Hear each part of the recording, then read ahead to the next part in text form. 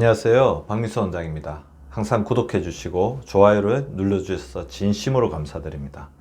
오늘은 면역력이 약해지는 의외의 원인에 대해서 말씀을 드릴 건데요. 흔히 이제 우리 구독자분들은 내가 면역력이 약하다.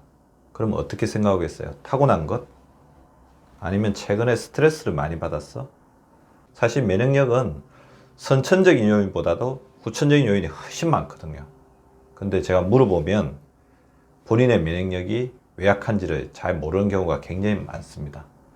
물론 저희 병원에서 혈액 검사를 해보면 활성산소 검사, 혈액의 염증 수치, 백혈구 수치, 그리고 우리 몸의 혈액순환, 그러니까 호르몬의 기능, 그런 걸 보면 내 면역력이 강한지 약한지는 알 수 있지만 실제로 면역력이 약해지는 원인은 본인 안에 있거든요.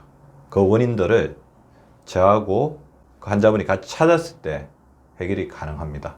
따라서 오늘 이 영상을 보시는 우리 구독자분들도 나의 면역력이 약해지는 의외의 원인, 내가 생각지는 않았던 그 원인이 무엇일지를 한번 되짚어 보는 게 필요할 것 같습니다. 먼저 환경입니다. 인간은 환경의 동물이죠. 사실 현대인들의 면역력이 약해진 것은 우리 현대 문명이 굉장히 오염되어 있는, 어떻게 보면 최근에 이제 발병한 바이러스 같은 질병 같은 경우에도 뭐 이전에 계속 우리 바이러스들이 우리 인간이 이제 우리 환경, 지구 환경을 계속해서 오염시키고 파괴하면서 동물들이 자기의 어떤 서식지를 찾지 못하면서 계속해서 변종을 일으키고 그러면서 인류의 삶에 다시 파고 들어오는 그런 경향이 있거든요. 그게 인수공통 전염병이라고 그러죠. 이 오염된 환경 자체가 어떻게 보면 인간을 위협하는 가장 큰 미래의 건강에 적이 될 가능성이 굉장히 높고 지금 이미 그 징후가 나타나고 있습니다. 1번 미세먼지입니다. 자, 우리 봄철만 되면 나타났던 미세먼지가 사계절 내내 나타나고 있고 이 중금속 덩어리라고 하는 이 미세먼지는 지금 우리 건강에 가장 큰 적이 되고 있어요. 호흡기를 타고 들어오지만 때로는 장으로 들어가서 장의 어떤 점막을 염증을 일으켜서 누수를 시키기도 하고 호흡기 속으로 타고 들어와서 초미세먼지 같은 경우는 혈관을 타고 다니면서 우리 몸에 다 염증을 일으키죠. 두 번째, 손의 위생. 우리가 손이 깨끗하지 못하면 우리가 만진 여러 가지 세균이나 바이러스가 우리 입이나 호흡기로 들어가고 그래서 우리의 면역력을 약화시키는 겁니다. 그래서 미생물과 세균의 지나치게 가다한 접촉 자체가 문제를 일으킬 수가 있겠죠. 반면에 우리가 지나치게 면역에 대해서 훈련이 안 된 경우, 가령 예를 들면 어릴 때 우리 자라나면서 우리는 자연 속에서 흙이라든지 나무라든지 자연스럽게 면역을 획득하는데 현대인의 삶은 아예 자연과 격리되다 보니까 그런 어떤 여러 가지 병원체, 굉장히 어떻게 작고 소소하고 우리를 훈련시키는 병원체나 바이러스로부터 우리가 훈련될 기회가 없었다는 거죠. 자연과의 격리된 삶도 면역력을 약화시키는 하나의 오염이라고 볼 수도 있죠. 문명의 오염. 그 다음에 자기 주변에 흡연자가 굉장히 많다. 그러면 간접흡연, 제3자 흡연으로 인해서 자기의 면역력이 계속해서 공격받고 있을 수 있습니다. 오염된 환경이 첫 번째였고요. 두 번째는 우리의 면역력을 떨어뜨리는 의외의 원인, 지속적인 염증입니다. 자주 구래하고 어떻게 보면 소소하다고 할 수 있는 그런 염증들이 지속적으로 있다 보면 이건 우리가 혈관 속에 있는 장 속에 있는 큰 염증과는 달리 이런 소소한 염증들은 우리의 면역세포들을 계속해서 소진시키고 힘들게 하고 괴롭히거든요. 그래서 뭐 구강에 있는 치주염, 그래서 우리 이빨 닦을 때마다 약간 피가 난다든지 항상 부어있고 이건 지속적으로 우리를 괴롭히는 거거든요. 그 모낭염 같은 거, 그리고 배가 자꾸 아픈 뭐 장애염증, 장타이라고 그러죠. 그리고 각종 알레르기 질환, 큰 질병은 아니지만 사시사철 우리가 기회만 되면 우리를 계속 괴롭히는 비염, 천식, 아토피 피부염 하나 더 합친다면 헤르페스 질환들, 입술에 이렇게 수포 잡히는 거 있죠. 그런 부분들이 지속적인 염증들이 우리의 면역세포들이 쉬고 휴식하는 시간을 빼앗는다는 거죠. 그리고 잘못된 영양이죠. 당연히 이제 우리의 면역세포는 제대로 된 영양소를 섭취했을 때 최고의 에너지를 얻고 제대로 만들어집니다. 근데 지나치게 단, 현대인의 어떤 음식 습관 중에서 지나치게 단 음식, 짠 음식, 단짠 습관 자체는 혈관의 염증을 일으키고 혈관 염증 자체는 면역세포를 끊임없이 쉬지 못하고 노심초사 괴롭게 만든다는 거죠. 자, 단짠 습관. 단백질이 부족합니다. 그래서 저는 이제 양질의 단백질 항상 섭취하라고, 동물성, 식물성 가리지 말고 적절하게 섭취하라고 하는데요. 왜냐하면 면역세포의 재료 역시 단백질에서 형성되고, 호르몬 역시 단백질이 부족하면 형성이 잘 안 되는 거죠. 그리고 식이섬유 부족. 그래서 채소나 과일을 충분하게 먹지 않으면 우리 혈관, 우리 세포에 있는 염증 물질들을 밖으로 내보내지 못하기 때문에 끊임없는 염증 속에서 움직일 수밖에 없습니다.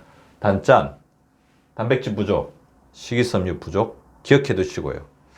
그런데 제가 한 가지 더, 면역의 기능에 있어서 주목하는 잘못된 영양의 대표적인 것은 빨리 먹기와 가식입니다. 우리는 이제 우리 음식을 먹으면 소화시키는 것이 위산도 있지만 소화효소가 있거든요. 근데 노화되면서 체내 효소량이 감소되면서 소화효소도 같이 감소가 되는데, 체내 효소는 소화효소가 있고 대사효소가 있습니다. 우리 몸을 대사시키는 효소, 소화시키는 효소. 그런데 체내 효소 보유량이 20대가 60%라고 하면 40대는 40%, 60대는 25%로 굉장히 감소가 되는데, 문제는 빨리 먹기, 그리고 자기가 소화시킬 수 있는 이상으로 과식하게 되면 소화효소가 굉장히 소진되겠죠. 소화효소가 많이 사용됩니다. 위산만으로 부족하기 때문에 소화효소를 분비를 해야 되는데, 빨리 먹으면, 그 다음에 많이 먹으면 소화효소가 과도하게 분비가 되죠. 그래서 소화효소가 과도하게 분비되면 대사효소로 써야 될 것들이 소화효소로 오고, 그럼 대사효소가 신체 대사에 관계되는 건데 소화효소로 가버리면 호르몬이 그 역할을 하게 되고, 호르몬이 대사 기능에 가다 보면 면역계에 담당하는 역할들이 떨어지게 되는 겁니다. 따라서 굉장히 과식하거나 빨리 먹는 것들은 우리 몸에서 흡수할 수 있는 용량 이상을 먹게 되기 때문에 소화효소의 소진을 부르고, 이것이 연쇄작용을 거쳐서 면역기능을 떨어뜨린다는 겁니다. 천천히 먹기가, 그리고 절식하는 것이 왜 그리 중요한지 다시 한번 깨달으시기 바랍니다. 그리고 정신적 스트레스, 이 부분에 대해서는 연구가 굉장히 많이 필요합니다만, 많은 논문들을 찾아보면 이런 정신적인 스트레스는 면역기능을 심대하게 저하시킵니다. 너무 오랜 시간 혼자 있는 것, 그 다음에 불안과 우울, 화와 분노, 그리고 생각이 많은 것. 생각 자체는 에너지를 소비하는 거거든요. 근데 너무 많은 에너지를 소비하게 되면 면역 쪽에 갈 에너지가 떨어집니다. 웃지 않는다. 웃지 않으면 면역 기능이 떨어진다고 되어 있어요. 웃게 되면 우리가 아시다시피 세로토닌이나 옥시토신이 분비되면서 면역계 쪽을 도와주거든요. 그리고 지나치게 예민한 성격도 면역 기능을 떨어뜨리는데 굉장히 큰 역할을 합니다. 저희 병원에 오시는 분들 중에서 이제 건강을 관리를 굉장히 잘 하시는 분들이 많지만, 의외로 이제 또 예민하신 분들이 있어요. 그분들이 다 있는 부분이 또 건강염려증, 건강에 대해서 끊임없이 관심을 가지는 건데, 이 건강염증 자체가 꼭 나쁘진 않지만 그것이 너무 과도하면 본인의 신체 기능을 저하시키고 정신적 에너지를 감소시킬 수 있기 때문에 결국에는 면역력을 떨어뜨릴 수 있습니다. 자, 이런 정신적 스트레스를 자기가 많이 받는 성격이라면 이걸 완화시키는 노력들을 해 나가셔야 될 것 같고요. 삶의 자세도 굉장히 중요합니다. 그래서 이 삶의 자세하고 면역력에 대한 연구들은 많이 진행되고 있고, 이거는 뭐 심리학이나 인지과학에서도 연구가 되고 있는 부분입니다. 지나치게 비관적이다. 그리고 감정 표현을 너무 눌러서 표현을 하지 않는다. 자, 감정 표현을 누르면 발산을 해야 되는데 발산을 못하기 때문에 계속 누르죠. 이거 자체가 굉장히 에너지가 들고 본인에게 힘든 상황이라는 거죠.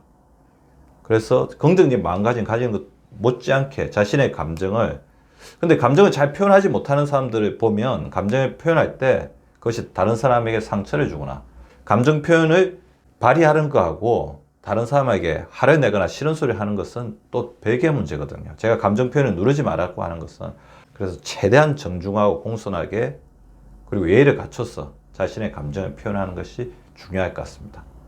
그리고 매일매일이 스트레스 연속이면 당연히 이제 면역력이 떨어지겠죠. 그래서 면역력이 낮으신 분들 보면 직장도 오는 게 너무 고역이신 분들이 있어요. 생각하셔야 됩니다. 그래서 건강 아예 해칠 것 같으면 직장을 바꾸시는 것도 고려를 하셔야 돼요. 아니면 직장에 나가는 것을 즐거운 일로 만드는 발상의 전환, 행동의 변화가 필요하시겠죠. 그리고 신체적 생활 습관 중에도 면역력을 떨어뜨리는 게 있는데요. 의외로 지나친 운동이 이제 면역력을 굉장히 떨어뜨립니다. 지나치게 운동하면 피로물질, 활성산소가 만들어지고 근육에 염증이 생기거든요.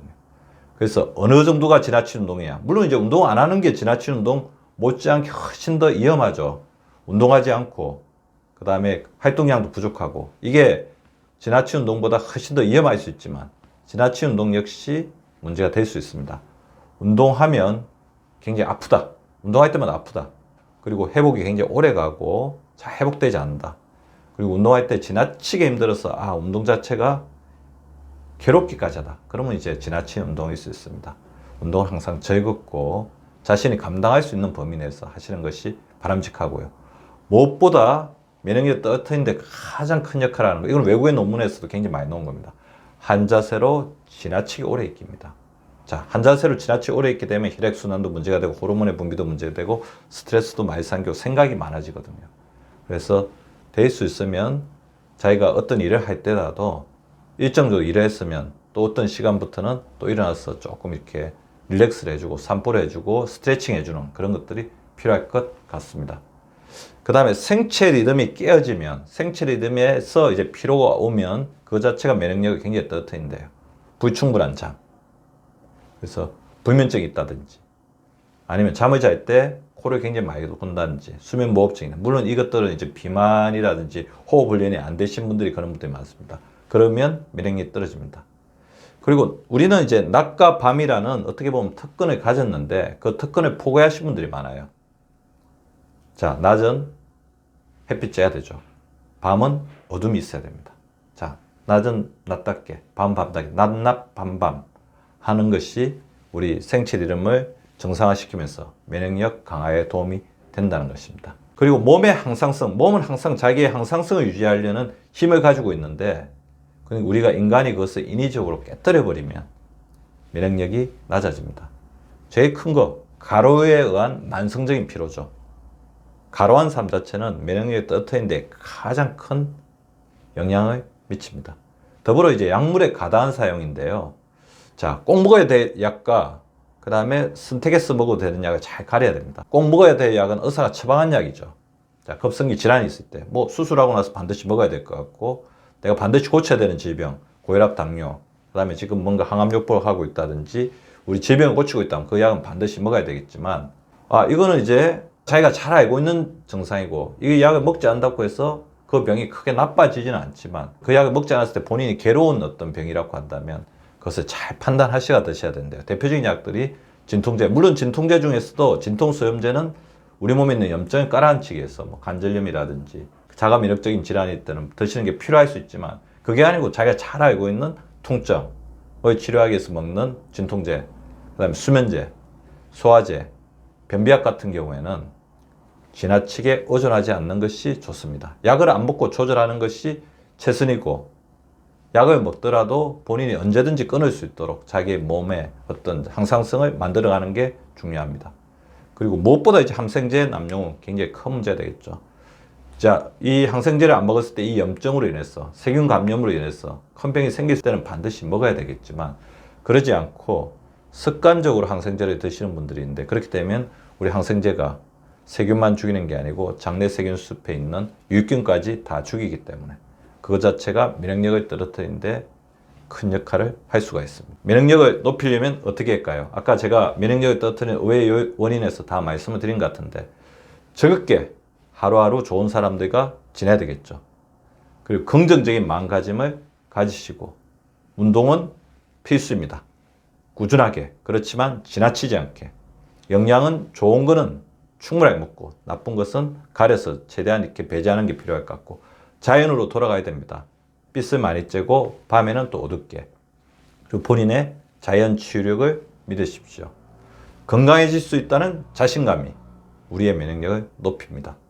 우리 구독자분들도 면역력 높은 건강한 삶을 누리시기 바랍니다. 구독과 좋아요는 박미수 박사 TV를 지속시키는 생명력입니다. 많이 구독해 주시고 좋아요를 눌러 주시기 바랍니다. 항상 감사드립니다.